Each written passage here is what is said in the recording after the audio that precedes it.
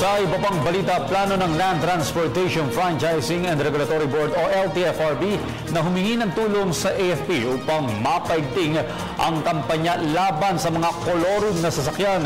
Ayon sa bagong hepe ng LTFRB na si Atty. Martin Delgra, mas titindi pa ang kanilang aksyon kontra kolorum dahil isa ito sa malaking problema ng kanilang ahensya.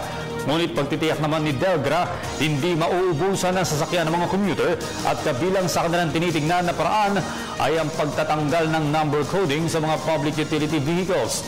Samantala, tututukan rin umano ng DOTC at LTFRB ang pagpapaikli ng proseso ng transaksyon alinsunod na rin sa utos ni Pangulong Rodrigo Duterte na bawasan ang red tape sa gobyerno.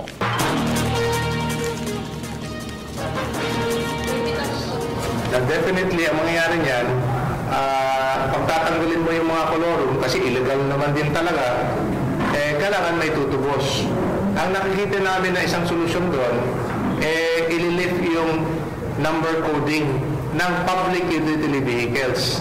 Yung streamlining processes has no deadline. Okay?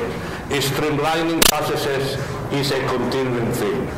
Mahirap po darating ang panahon na sasabihin mo, ayos na, perfect na. Then you will become complacent.